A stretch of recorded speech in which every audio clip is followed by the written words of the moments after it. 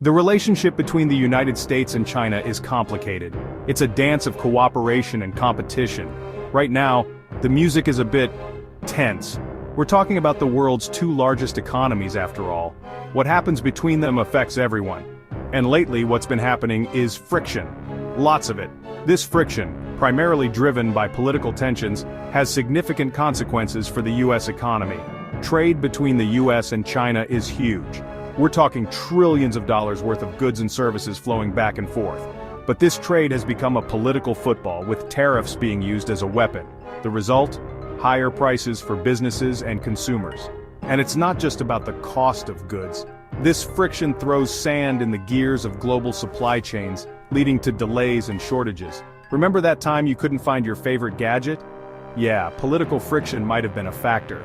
This uncertainty makes businesses nervous. When they're nervous, they don't invest or expand. This can stifle innovation and job creation. Meanwhile, consumers face higher prices and limited choices. It's a lose-lose situation. Imagine trying to bake a cake with one hand tied behind your back while someone keeps changing the oven temperature. That's what it's like for the US economy right now. Not ideal for baking, and definitely not ideal for economic growth. Let's talk tariffs. They sound boring, like something you'd find in a textbook next to a diagram of a 19th century spinning jenny. But these days, tariffs are weapons in a global trade war. And in this war, there are no winners. The US-China trade war, which began in 2018, saw the US slapping tariffs on hundreds of billions of dollars worth of Chinese goods. China retaliated in kind. The result? A hefty tax hike on businesses and consumers. Think of it like this. You want to buy a new phone, but because of tariffs, it costs an extra $100. That's $100 you could have spent on something else, like, I don't know, a year's supply of ramen noodles. Tariffs don't just make things more expensive, they disrupt supply chains.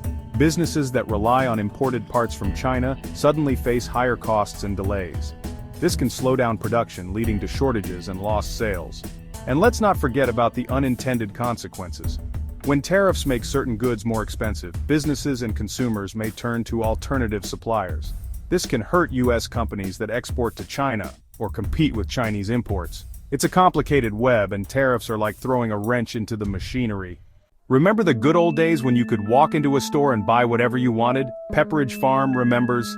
These days, global supply chains are feeling the strain, and political friction isn't helping. The US-China trade war, coupled with the COVID-19 pandemic, exposed the fragility of these intricate networks. Suddenly, businesses that relied on just-in-time delivery from China faced unprecedented challenges. Imagine a factory that makes cars. They get their steering wheels from a supplier in China, but due to tariffs and shipping delays, those steering wheels are stuck in a container ship off the coast of California. No steering wheels, no cars. Production grinds to a halt. Workers are sent home. It's a domino effect. These disruptions have real-world consequences. Remember the great toilet paper shortage of 2020? Yeah, that was partly due to supply chain issues. And it's not just toilet paper. Everything from electronics to clothing to food has been affected. Delays and shortages lead to higher prices and frustrated consumers. Businesses thrive on predictability. They need to know the rules of the game to make informed decisions about investment, hiring, and expansion. But when it comes to US-China relations, the rules seem to change more often than Taylor Swift's dating life. This policy volatility creates uncertainty, which is like kryptonite to business confidence. Imagine you're a CEO trying to decide whether to build a new factory in the US. You're excited about the potential, but then you remember the trade war. Will tariffs increase again? Will the government impose new restrictions on trade with China? Will the relationship between the two countries improve or deteriorate further? It's enough to make you want to curl up in a fetal position and binge-watch reruns of The Office. This uncertainty can lead to paralysis.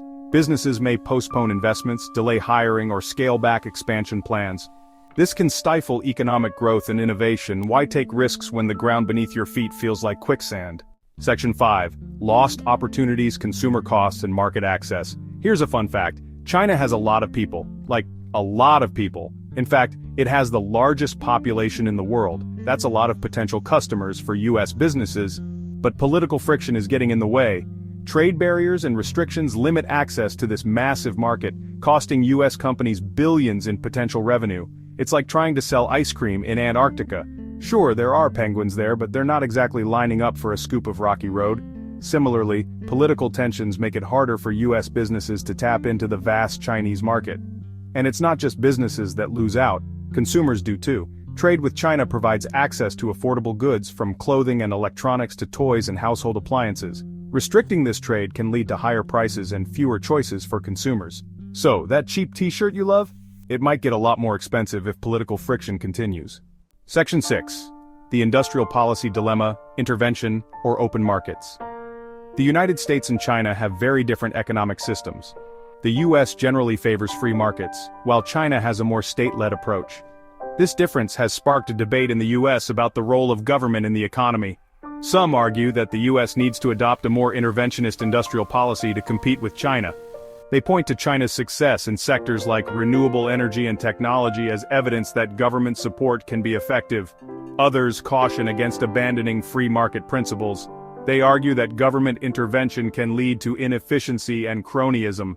They believe that the US should focus on strengthening its existing strengths, such as innovation and entrepreneurship, rather than trying to copy China's model. This debate is complex, and there are valid arguments on both sides. However, one thing is clear: the US needs a coherent and strategic approach to competing with China economically. This will require bipartisan cooperation and a willingness to think long-term. Section 7. Political polarization, a roadblock to economic strategy. Let's face it, American politics is about as unified as a pack of cats trying to write a haiku. This polarization extends to the issue of China, making it difficult to develop a coherent and effective long-term economic strategy. Both Democrats and Republicans agree that China poses economic and strategic challenges, but they often disagree on the best way to address them. This disagreement often falls along partisan lines, with each side accusing the other of being too soft or too hawkish on China. This political posturing makes it difficult to have a nuanced and productive conversation about China. It's like trying to have a rational debate about climate change in a room full of people who think the Earth is flat. This polarization has real-world consequences. It can lead to policy flip-flops, with each new administration reversing the decisions of its predecessor. This creates uncertainty for businesses and undermines the US's credibility on the global stage. Section 8. Charting a path forward, reducing friction, fostering growth. So how do we fix this mess? It's complicated, like trying to untangle a pair of headphones after they've been in your pocket all day. But here are a few ideas. First, we need to dial down the rhetoric. Constantly demonizing China might be good for scoring political points, but it doesn't help us address the very real challenges we face. Second, we need to find areas where we can cooperate with China. Climate change, global health security, and nuclear non-proliferation are all issues that require global cooperation. Working together on these challenges could help build trust and create a more constructive relationship. Third, we need to invest in ourselves. That means investing in education, infrastructure, and research and development. It also means strengthening our alliances and partnerships around the world. By making ourselves more competitive, we can better position ourselves to compete with China in the 21st century. Section 9. Conclusion: the high stakes of political harmony. The US-China relationship is the defining geopolitical challenge of our time. How we manage this relationship will have profound consequences for the global economy and for the future of both countries. Political friction is a drag on the US economy, leading to higher costs, supply chain disruptions, and lost opportunities. It's like trying to run a marathon with a backpack full of rocks. To overcome these challenges, we need to move beyond the current climate of confrontation and find ways to reduce friction and foster cooperation. This will require leadership, pragmatism, and a willingness to put aside partisan differences for the greater good. The stakes are too high to do otherwise.